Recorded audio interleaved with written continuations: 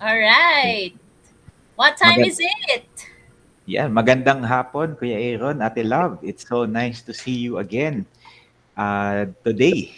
So nice to see you. Magandang hapon sa lahat ng sa mga listeners natin, sa mga nanonood sa atin, nakikinig sa atin, at sa mga sumusubaybay sa atin. Magandang hapon po sa inyong lahat. Hello. It's pivot time sa mga taga-progressive at Macbo time sa mga taga-Monticello and almost Christmas time na rin. Para sa ating lahat, no? Oo. Oo, ang bilis ng panahon, Ate Love. Nararamdaman ko nga yung ngayon, yung lamig nung panahon natin. Lalo na't nagbagyo, no? Parang Oo, naramdaman din natin yung hangin dito ng bagyo. yes. Naramdaman nyo ba yon? 'Pag umaga, naku matindi ang lamig at saka pagkagabi.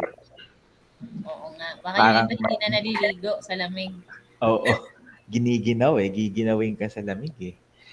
Para kang may aircon sa labas ng bahay.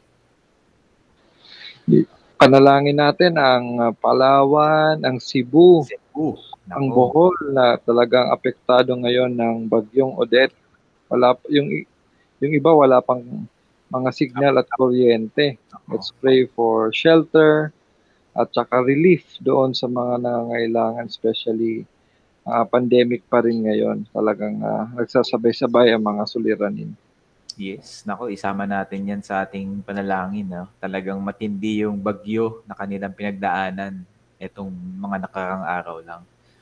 So, isama natin 'yan. Alalahanin natin sila at idulog natin sila sa ating Panginoon. Mas the more na yung ating selebrasyon ng Kapaskuhan o mga party, pwede natin ma-divert sa tulong, no? Mm. Dito sa Metro Manila, may Yes. pakita yung essence ng Pasko na hindi ito patungkol sa atin, ito ay mensahe ng sakripisyo na ginawa ng Panginoon para sa atin at pwede natin ma-apply sa mga nangangailangan ngayon. Yeah. Tama. Mas magandang ano to, no? Meron tayong something na kakaibang gawin bago man lang matapos ang taon. Oo. As we celebrate Christmas na wag naman sanang tayo na lang palagi or ako na lang. Siguro Yes. maaring bigyan din natin ng pagkakataon yung iba na mabigyan natin ng tulong. Ayan, maganda yan, Ate Love. Imbis na ngayon, ikaw ang tumanggap ng regalo, bakit hindi ikaw naman ang magbigay ng regalo sa mga taong nangangailangan? Oo. Yung ating mga partners sa mga outreaches sa Bohol, sa Cebu, purihin ng Panginoon na ligtas naman sila. Pero yung iba hindi pa nakokontak yung pamilya, maraming nag-aalala siguro yung mga taga-progressive, yung mga taga-Bohol, yung mga taga-Cebu, mga taga-Palawan, yung kanilang mga mahal sa buhay, nag-aalala sila. Kaya Oo, ating patuloy na panalangin para sa bawat isa. for sure. Merong mga kamag-anak tayo dyan, mga kaibigan, mga kapamilya, na kahit papaano ay apektado. Sana po sila ay nasa maayos at ligtas na status. Tama. At kahit ganito man ang sitwasyon na parang wala tayong assurance kung anong mangyayari bukas, anong mangyayari na namang disaster or di kaya problema, Mm. meron namang isang bagay na hindi nagbabago at yun ang good news lalo na ngayong Pasko. I hope na nandyan pa rin yan sa bawat puso nating lahat. Oo. Sabi nga nung isang kanta, Ate Love, 'di ba? Kahit na walang hamon, walang queso de bola, walang Christmas light, walang kahit na ano, tuloy na tuloy pa rin ang Pasko. Basta kasama natin si Jesus. Tama. Napakaganda ng topic natin ngayon. Yan. Ayan, Paskong Oo. Pasko. Start with the end in mind. Kasi patapos na tayo sa taon eh. Pero Mm. simulan mo daw ang pag-iisip mo sa end. Sabi pa nga, begin with the end in mind. Yan. Sa Dapat kahinat. yung iniisip mo nandun na sa paroroonan mo. Oo. Nandun na sa destination mo. Yes. Kumbaga, alam mo na kung ano yung ending na gusto mo. Tapos iisipin mo na lang kung papaano ka makakarating doon. Tama. Kasi habang papalapit ang Pasko at ang bagong taon, mag-New Year na naman, 2022, magandang pag-isipan din natin ang panibagong target at goals na gusto mong iset sa buhay at sa trabaho. Ano nga ba yung gusto mong mabago this coming 2022? Mm. Kaya napakaganda na it was always helpful to start each day, each week, each month and year with the end in mind. Yan ay hango sa Seven Habits of Highly Effective People ni Stephen Covey. Oo. This is Stephen Curry. Hindi si Stephen Curry, Stephen Covey. Kilala ng mga Siya yung manonood author. natin si Stephen Curry, no?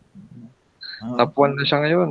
Ang pinakamagaling naman na 3-point shooter sa kasaysayan ng basketball. Wow. Magandang application to kasi magsisimula na naman yung January, magsisimula na naman ang taon.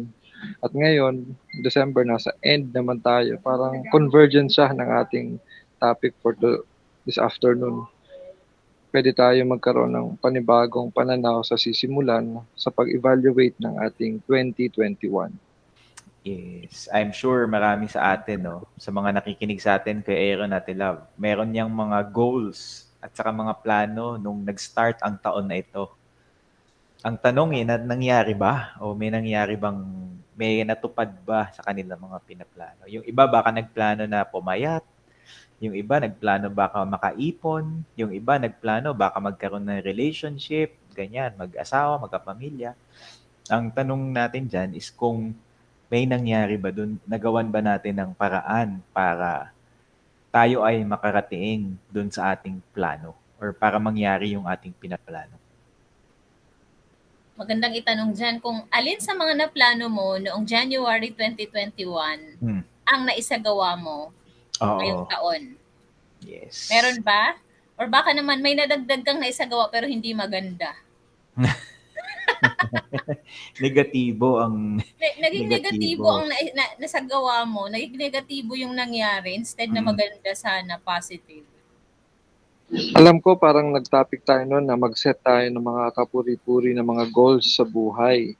Tsaka mga 7 fitness or habits or aspeto ng buhay at kung saan tayo pwede mag-stop, mag-continue or start doing. So sana ma-evaluate natin at magandang application na rin sa parating na taon.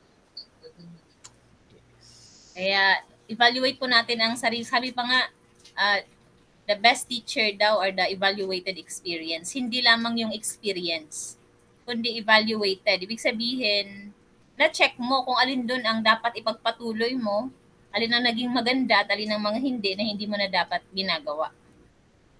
Yes, yan ang maganda, Ate Love. Yung parating merong constant na evaluation sa ating sarili.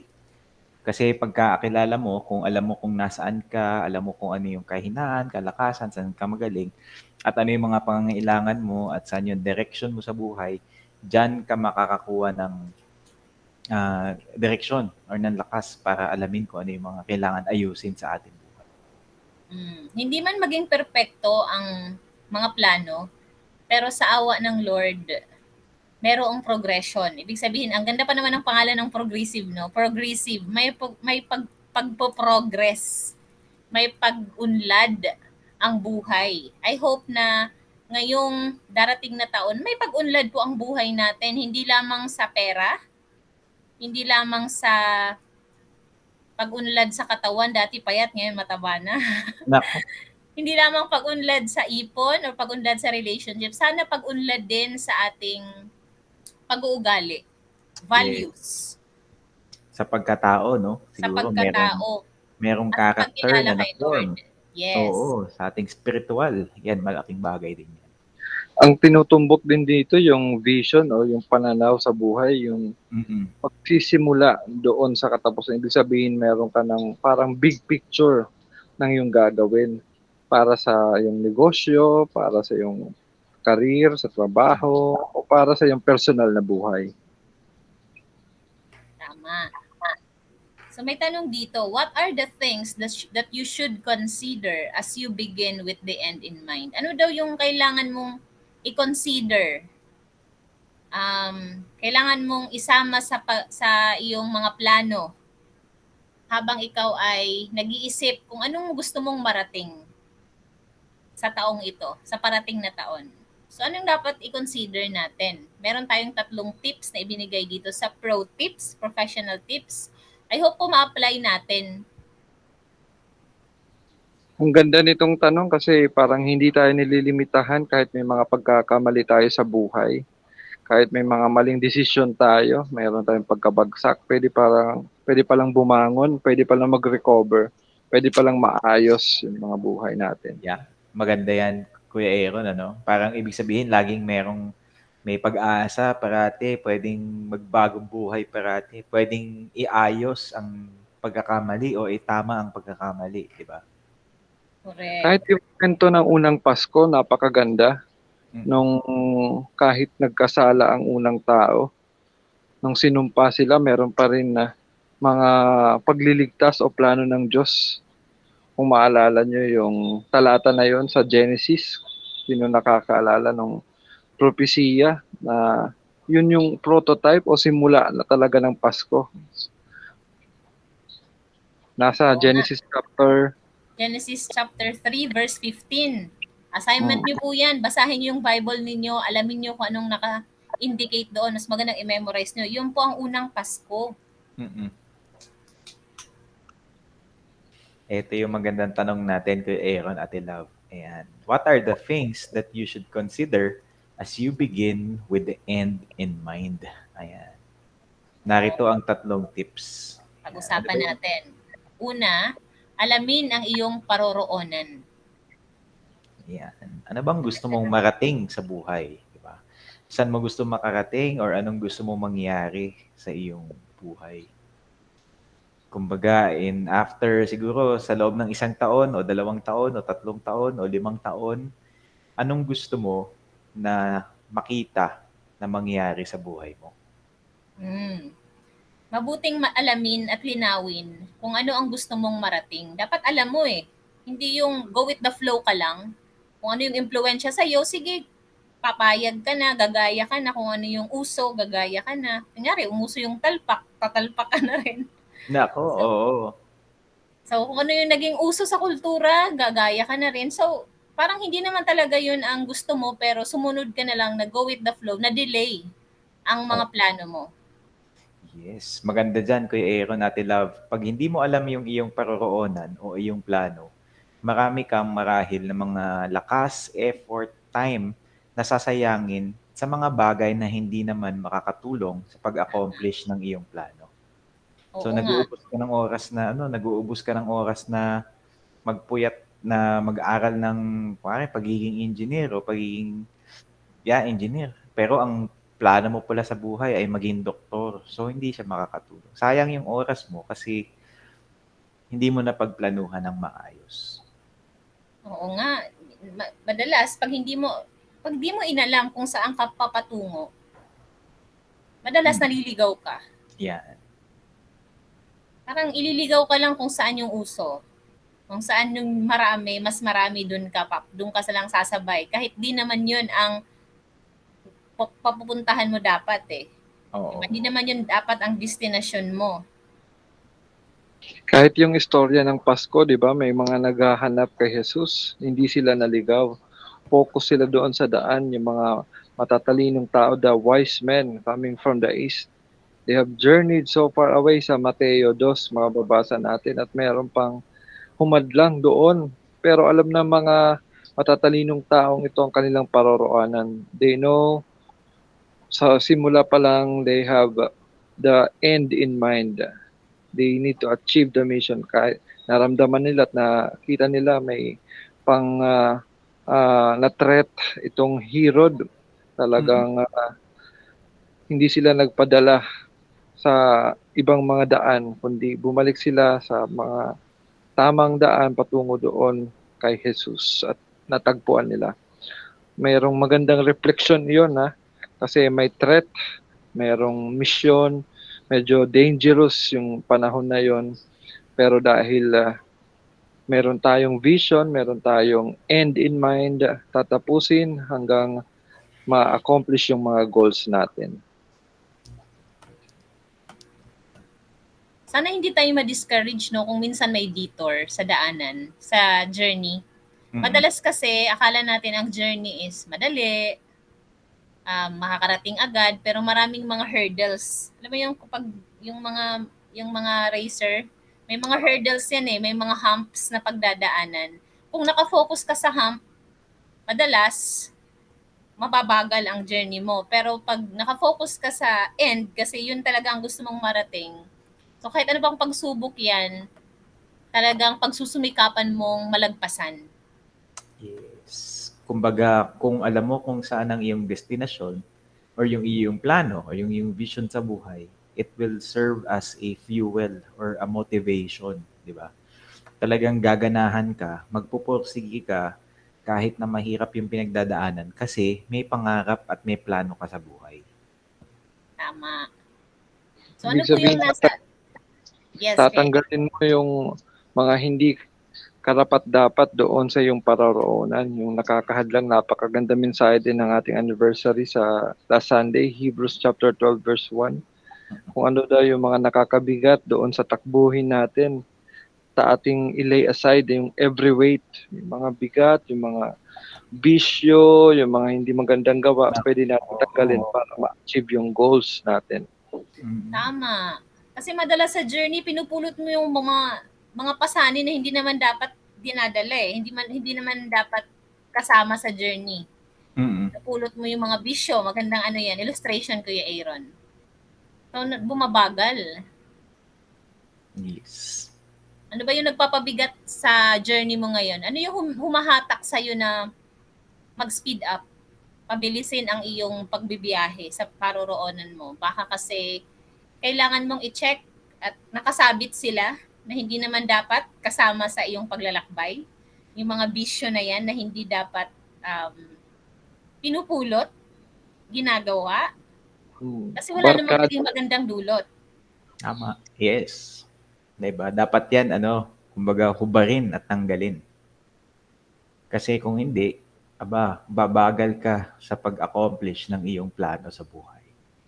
Pati yung mga samahan na di dapat samahan, mga masamang impluwensya sa iyo, yung nakakahadlang sa iyong paroroonan na dapat magandang plano ng Diyos sa iyong buhay, napapariwara ka dahil nadadala ka sa maling landas, tawagin. Correct. Kaya alamin mo kung saan ka papunta. Ayan, the best na dapat alam mo. Ano ba talagang gusto mong marating? Ano yung end in mind mo ngayon? Ang pangalawa, kapag alam mo na kung saan ka pupunta, paplanuhin mo na kung ano yung best na makarating doon. Diba? Yung usually ang ginagawa, lalo na yung mga nagmumotor or nagda-drive, merong mga app na ginagamit, diba? Yung Google Maps o di kaya Waze. Kasi idadaan ka sa lugar na maiwas sa traffic. Mga navigational apps. Kung saan yung magandang daanan. Siyempre, dun sa mas konti ang traffic, wala masyadong toll na babayaran, at pinakamabilis na makararating sa iyong pupuntahan. So, a clear end in mind will help you evaluate the best strategy for your career, personal goals, or even your business. Yes. Siyempre, wala namang nagplano sa atin, Ate Lab, na magtatagal sa kumbaga sa isang phase ng kanyang buhay. Wala namang nagsabi na gusto kong makarating sa ganito, gusto kong maging ganito, pero babagalan ko lang yung progress ko or talagang maliligaw muna ako ng landas ng ilang taon or sasayangin ko muna yung buhay at oras ko at yung pera ko, iwawaldasin ko muna. Wala namang nagpaplano ng ganun. Kaya kung may plano ka sa buhay o meron kang gusto mangyari at pangarap na matupad sa iyong buhay, maganda na ito ay kumbaga pagplanuhan mo kung paano mo siya makarating or maaabot. Ibig sabihin, pag may mga hindi nagwo-work, marami mga talagang disgrasya o hindi nagkakasundo, ibig sabihin hindi best yung mga pagpaplano.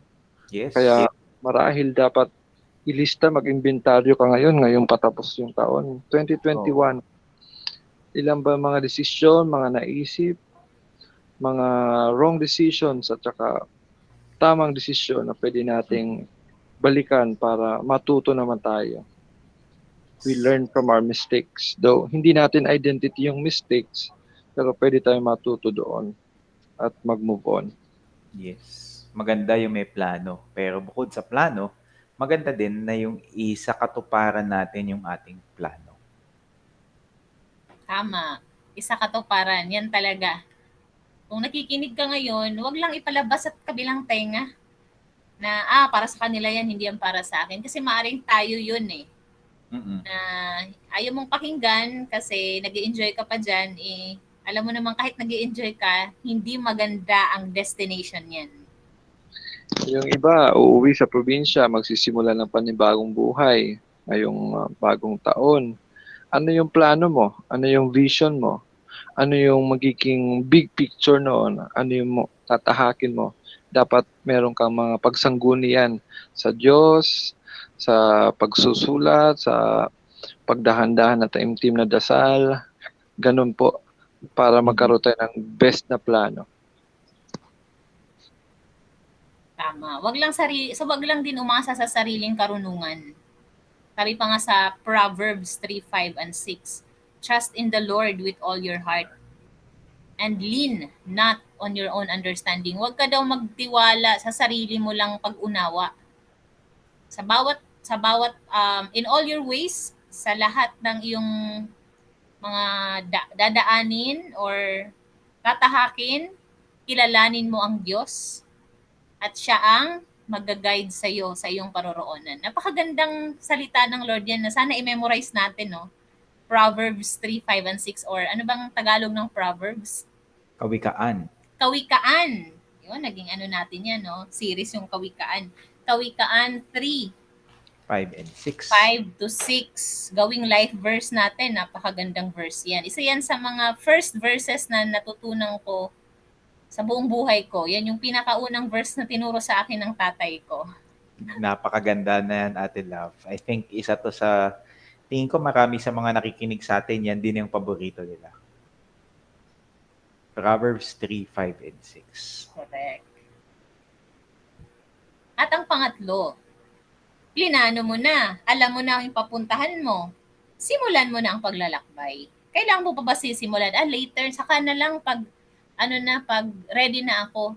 Huwag mo na hintayin ready ka kasi hindi mo sisimulan eh, pag hinintay mo pa yon. Simulan mo na kung saan ka man ngayon. Kahit nahihirapan ka, pwede mo siyang simulan. At huwag mong tigilan hanggang sa hindi mo nararating yung finish line. Sabi nga ng isang author, basta start somewhere. Mag-umpisa ka kahit saan.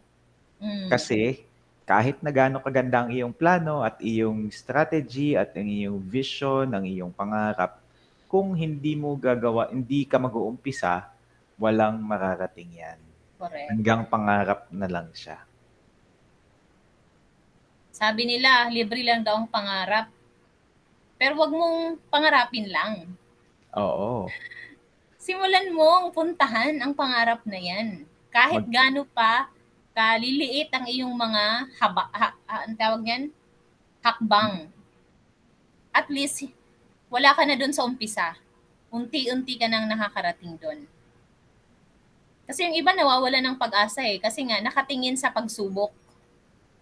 Parang sabihin nila, ay, hindi na yata mararating yung pangarap ko. Hindi ko na yata ma-achieve yung mga gusto kong ma-achieve kasi nga parang hindi ko na kaya. Parang wala namang nangyayari. Mm-mm. So, sa isipan pa lang nandyan na sa'yo na walang mangyayari, dyan mo simulan sa pag-iisip. Yeah. Kailangan maganda dyan talagang merong starting point. Talagang meron kang iisa-isahin mo na gawin yung iyong mga nasa plano. Kasi kung hindi ka naman kikilos, hindi ka gagalaw, wala kang aksyon, yung iyong pangarap hanggang ano na lang siya. Hanggang pangarap lang at never siya magiging realidad. Hanggang drawing lang. Hanggang drawing lang. Yung iba, alam mo Ate Love, yung iba napansin ko, ang gaganda naman ng mga pangarap. At saka magaling naman yung mga tao, kaya nilang abutin yung pangarap nila. Kaya nilang gawa ng paraan, kaya nilang magsumikap, kaya nilang diskartehan para maabot yung pangarap. Kaso, siguro paminsan napanghihinaan ng loob or napangungunahan ng takot na hindi na sila gumagalaw para maabot yung kanilang mga pangarap.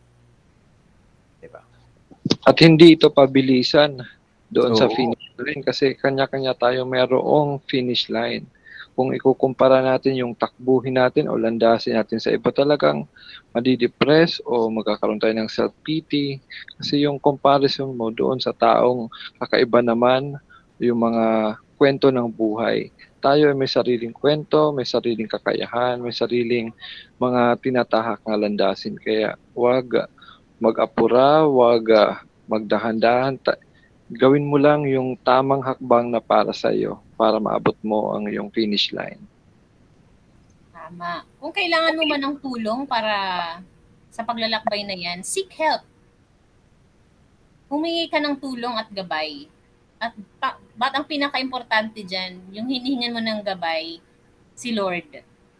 Yes. At sure ang syempre, tagumpay mo. yes, thank you. Maganda yan, Ate Love, no? Siyempre, ang Panginoon ang kasama natin. Siya magbibigay ng lakas sa atin.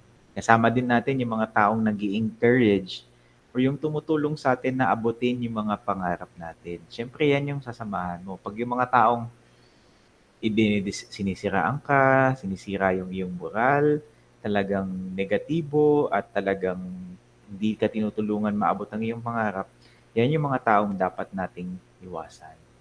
Kasi hindi siya makakatulong sa pag-abot ng ating mga pangarap. Correct. Sana may gawin tayong pagbabago no this year. Mm-mm. Gawin nating goal 'yon na gawin naman natin ngayon ang tama.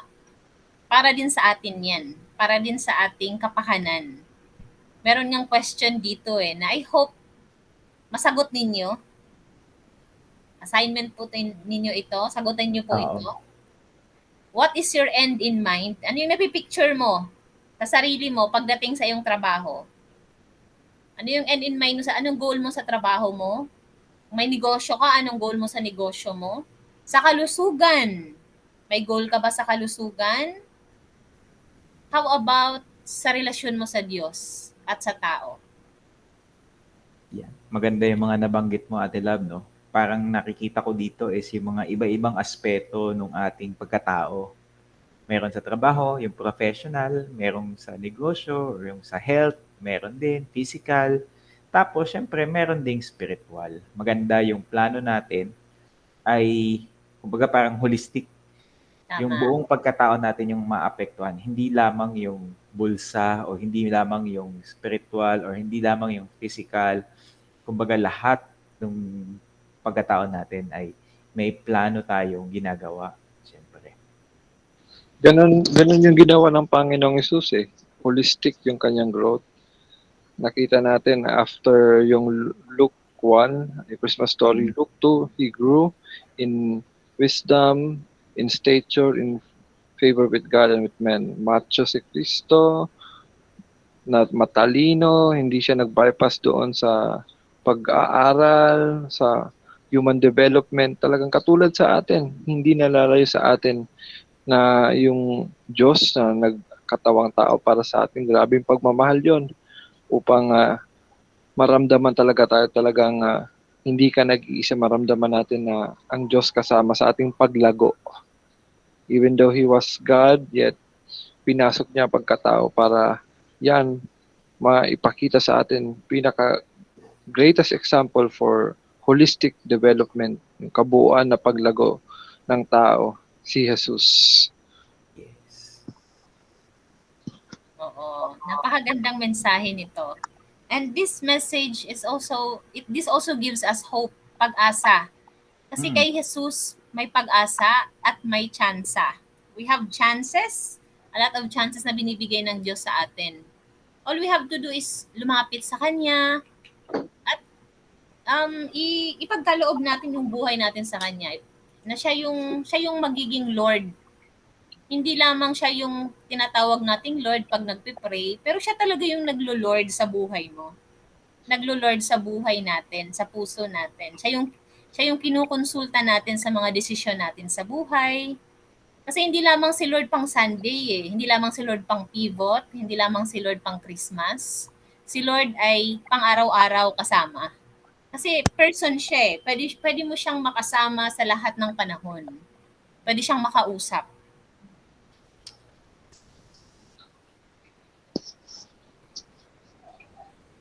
Agree. Merry Christmas. Yan. I Ako hope din na agree. meron tayong nabaon ngayon. Huwag lang pong baunin na, i-apply po natin. Gusto ko pong sagutan nyo to, i-share nyo sa kaibigan ninyo. Itong question na ito, pwede nyo i-screenshot, isulat ang tanong, at isulat nyo po ang sagot. Mas magandang may sinusulat nyo to para naaalala nyo. Yun. Meron ngang verse dito, sabi sa 1 Corinto 10:31. Kaya nga, kung kayo'y kumakain o umiinom o anuman ang ginagawa ninyo, gawin ninyo ang lahat sa ikararangal ng Diyos. Yan, napakaganda niyan, Ate Love, no? Ibig sabihin, kahit pala yung mga napakasimple lang na ginagawa natin, kagaya ng pagkain at pag-inom, pwede pa natin itong gawin para sa ikararangal ng Diyos. Tama. O di ba? Ang buhay, mas magaan kasi alam mong ginagawa mo yan para kay Lord, hindi ka gagawa ng masama. Si Lord ang iniisip mo eh. Yung glory niya, yung honor niya at yung joy niya, matutuwa ba siya sa mga ginagawa mo ngayon? Parang yun ang dapat nasa isip natin sa bawat kilos na ginagawa natin. Ayan. And I hope na maging blessing po kayo sa inyong trabaho ngayon, sa araw na ito, at sa mga susunod pa. At kami po ay bumabati rin sa inyo ng maligaya, safe, masaya kasama ang pamilya at mahinahong Pasko sa ating lahat. Yes. Napakaganda ng lesson natin ngayon, no, Ate Love. And I'm sure maraming napulot na aral yung mga nakikinig sa atin. And sana ito ay hindi lang parang aral na narinig nila, no, na parang another lesson for the day. But kung hindi, sana ito ay magamit nila, mabitbit nila, madala nila, ma-apply nila lalo sa papasok na 2022. Yan. Tama. Yung plano. Oo.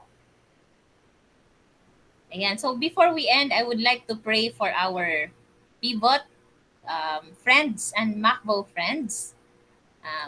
Manalangin po tayo sa Panginoon. Pagpasalamat natin tong taon na ito. Tayo yung nag-survive sa mga pagsubok sa buhay. Ipanalangin din natin ang paparating nating Christmas celebration na talagang ang pag-ibig ng Diyos ang maghari sa bawat isa. Let us pray. Panginoon, nagpapasalamat po kami sa inyong mensahe. Kami inyong pinalalahanan na may maganda ka pong plano sa amin. Nawa kami rin po. Ang mga plano na ito ay makita namin sa aming buhay at amin itong masimulang hakbangin tungo sa finish line, tungo sa plano niyo sa aming buhay. Nawa ang bawat isa na nakarinig nito ay talagang i-apply ang mga natutunan namin na hindi na kami magiging same person as last year or this year, but we will be a better person for you, Lord, this coming days, this coming weeks, this coming year. Nawa ang aming relasyon sa inyo at makikipagkapwa-tao namin ay mas umunlad pa. Ang aming mga values ay mas bigyan pa namin ng halaga, Panginoon, lalo na yung tamang gawi dito sa aming trabaho, sa opisina, kahit sa aming pamilya, at lalong-lalo na aming pakikitungo sa inyo. Salamat sa paggabay na ibibigay niyo po sa amin. Salamat din po sa blessing sa igagawad niyo po sa bawat isa sa amin. Salamat, Lord, sa protection at provision na ibibigay niyo, lalong-lalo na po sa mga na biktima ng bagyo. Kung sa inuman po ang may pamilya na nakaranas nung hagupit ng bagyong Odette, may you visit them, Lord God, and provide for all of their needs, even your divine protection upon them. May each one of us, Lord God, celebrate Christmas with joy in our hearts, kasama ang aming mga mahal sa buhay. Salamat, Lord, sa pag-asang bigay ninyo. Ito po ang aming panalangin sa pangalan ni Jesus. Amen. Amen. Amen. God bless po. Thank you. Thank you, Ate Love and kay Aaron. Thank you, Maraming Kuya salamat. Vic. Merry Thank you. Christmas, Merry Christmas. everyone. God bless. God bless.